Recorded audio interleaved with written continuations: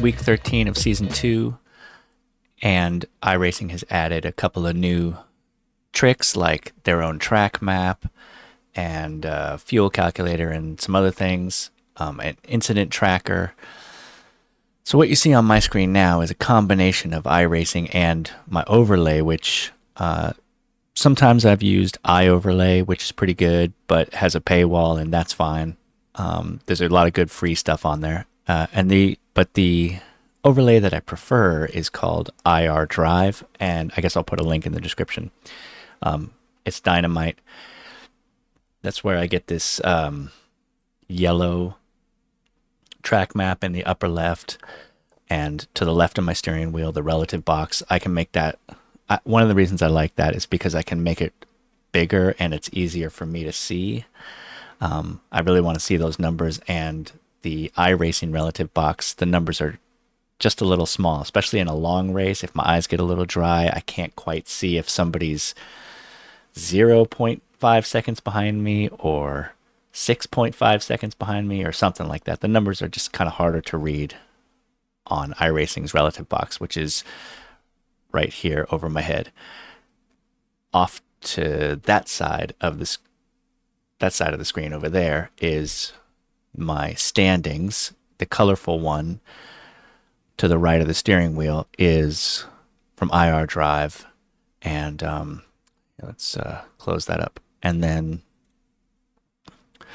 the transparent box right above the big one over there is the one right above it is the iRacing version.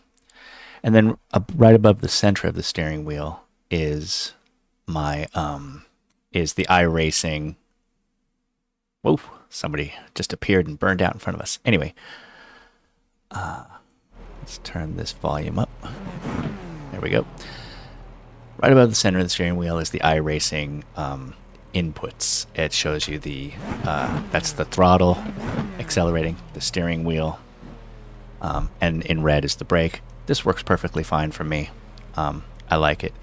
IR Drive has a ton of more options, but for now, these are the ones. One thing I realized about overlays is for me, there can be too much. And I've definitely had several runs where I was busy trying to look at some telemetry or some data, and I just went right off the road. So I've had to pare it all down so that I can have a better sense of what's going on. And let's see, for y'all's, I'm gonna lower this a little bit, because right above this is a tiny little bar that is an incident counter. And let's see what the options are. I can make it much bigger. See? So I want to, again, being able to read the numbers is pretty important for me. So I have a single monitor, and I sit, I don't know, maybe 2.5 feet away from it. And so it means that I have to take all that into consideration if I want to be able to drive 200 kilometers an hour, and then quickly glance at a specific set of 2 or 3 digits, and then get my eyes back on the screen. And it's actually, the kind of thing that everybody's going to have their own personal preferences. Let's just for a second take a look at the standings on the right, on the other side of the screen, on the other side of the screen over there. Anyway, the standings to the right of the steering wheel, the iRacing box is a little small. It's functional. This is on medium size.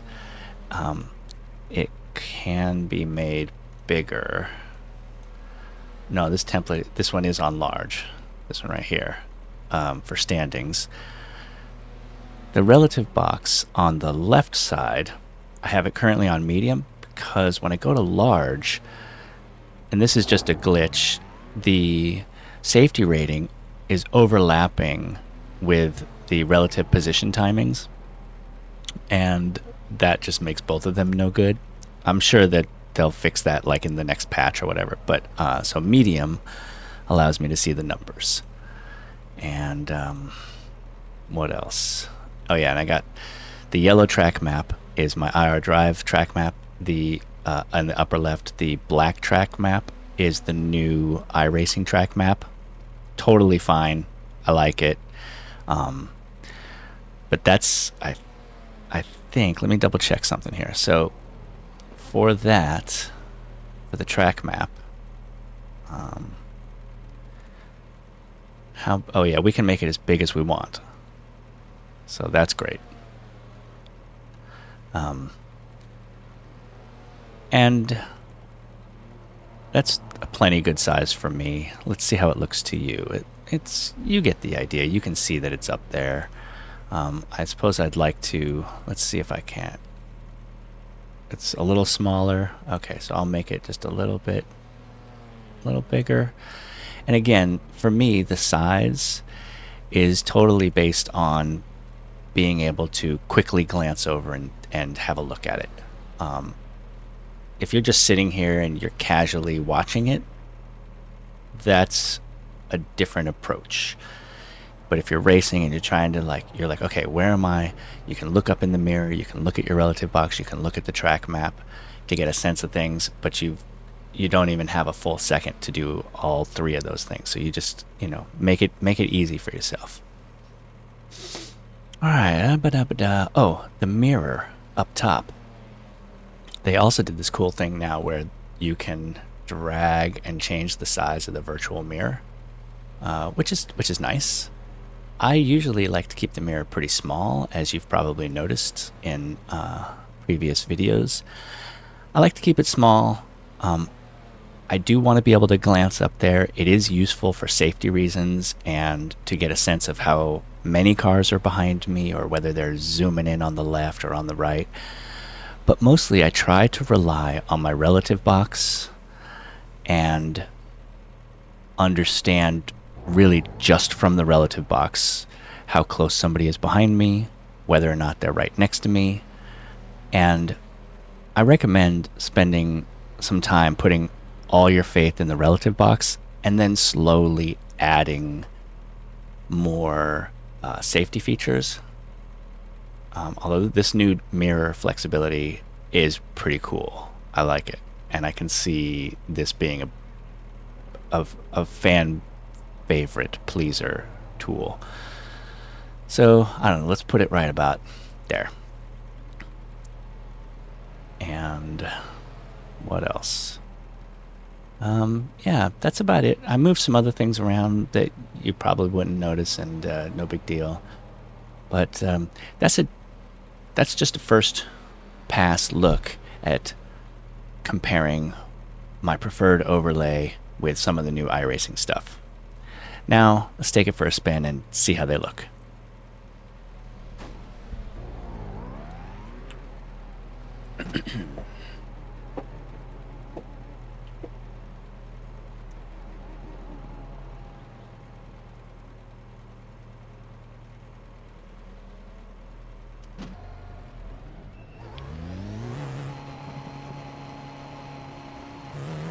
Oh yeah, I probably have to redo my pit limiter.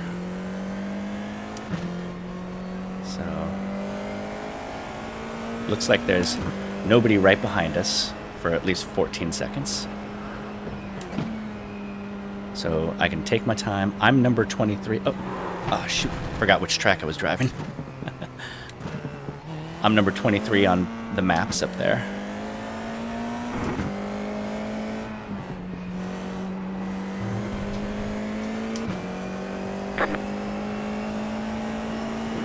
Already have 2 incident points.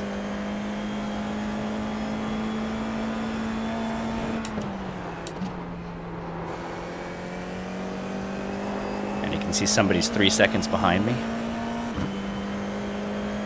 And closing.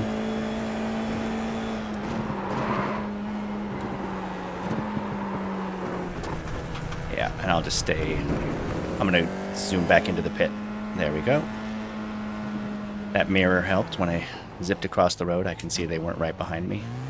Let's see, is my pit limiter on? Pit box in. No, 10, it isn't.